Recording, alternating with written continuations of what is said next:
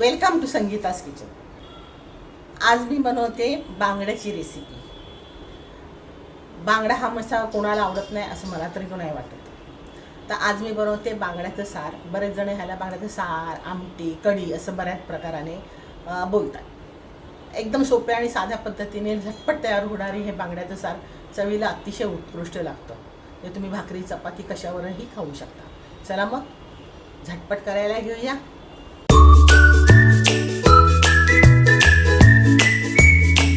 बांगड्याचं सार बनवण्यासाठी आपण घेतले ते माशाचे तुकडे।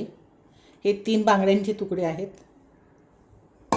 एक मोठा आणि छोटा म्हणजे 1.5 टमाटा एवढंच खोबरं आपल्याला लागणार आहे। एक लसणाची गड्डी सोलून घेतलेली आहे। एवढा आल्याचा तुकडा, थोडीशी कोथिंबीर, एक कांदा। कांद्यामधला पण पावभाग आपण फोडणीला घेणार आहोत आणि पाऊण भाग आहे तो वाटायला घेणार आहोत। तर आता आपण हे सगळ्यांनी हे फोडणीला कढीपत्त्याची पानं हे फोडणीलाच वापरणार आहोत आपण। तर हे आपण पहिले मिक्सरच्या भांड्यात टाकूया सगळं, त्याचे तुकडे करून। सगळ्या वस्तू मी कापून घेतलेल्या आहेत। एका कांद्यामधला हा एवढासा पाव कांदा आहे, तो मी ह्याच्यासाठी ठेवला आहे, फोडणीसाठी ठेवला आहे। हा बारीक कापून नंतर आपण फोडणीला वापरणार आहोत। आता ह्या सगळ्या ज्या वस्तू आहेत ह्या आपण मिक्सरच्या भांड्यात टाकूया। ह्या सगळ्या वस्तू टाकल्यानंतर आपल्याला टाकायचे ड्राय मसाले। ह्यात मी घेतले 2 चमचे मालवणी मसाला, चवीपुरतं मीठ, अर्धा चमचा हळद, 1 चमचा धने आहेत अख्खे आणि अर्धा चमचा जिरे। जिरे जास्त घालायचे नाही, अर्धाच घालायचे, कारण जिरे थोडे उघरट असतात। हे पण सगळं आपण मिक्सरच्या भांड्यात टाकूया आणि हे पण आपण चांगलं बारीक करून घेऊया। मसाला छान बारीक वाटून घेतला आहे, हे बघा एकदम असं गंधासारखं बारीक वाटून घेतलं आहे। आता आपण फोडणी घेऊया करायला। भांडं चांगलं तापलं आहे, थोडं तेल घालूया, 2 चमचे, पाव चमचा मोहरी।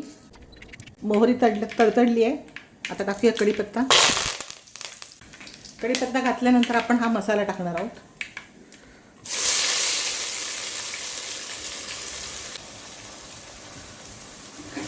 मसाला चांगला ह्याच्यात तेलामध्ये भाजून घ्यायचा आहे।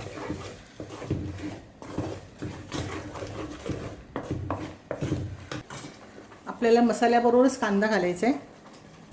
ॲक्च्युली फोडणीला घालायचा होता पण तो राहून गेला, म्हणून आपण आता मसाल्याबरोबर टाकू।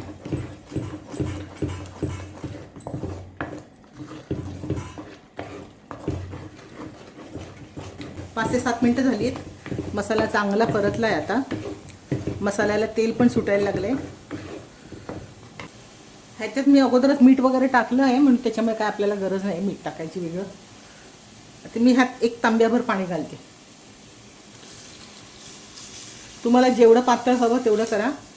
सार आहे म्हणजे हे पातळच छान लागतं। आमटी म्हणून खायची असेल तर थोडंसं घट्टसर करायचं, जास्त घट्ट नाही करायचं, कारण ह्या ज्या आमटीला जी चव आहे पातळ असलेल्या ती खूपच छान लागते। 1 तांब्याभर पाणी टाकले। याला आता चांगली उकळी काढायची आहे।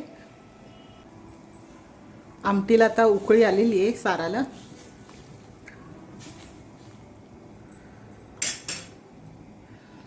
आता गॅस एकदमच बारीक करायचा आहे। झाकण ठेवून 5 मिनटं असंच ठेवायचं आहे। आमटी आहे ती 5 मिनटं उकळली आहे ती।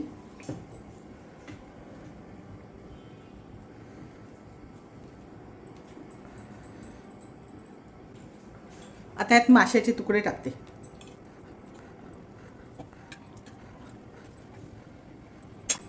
माशाचे तुकडे टाकल्यावरती आपल्याला पुन्हा गॅस हायवरती करायचे आहे। आणि हे 4 मिरच्यांचे तुकडे आहेत, हिरव्या मिरच्यांचे, आणि हे 4-5 आमसूल आहेत। हे सगळं आपण आता ह्याच वेळेला टाकणार आहोत। चांगलं ढवळून घ्यायचं आणि उकळी आल्यावर पुन्हा आपण झाकून ठेवायचं। आमटीला पुन्हा एकदा चांगली उकळी आलेली आहे।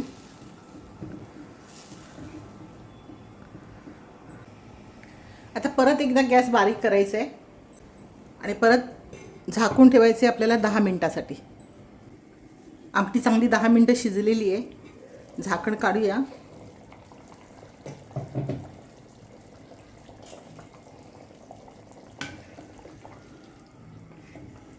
मासे पण व्यवस्थित शिजलेत।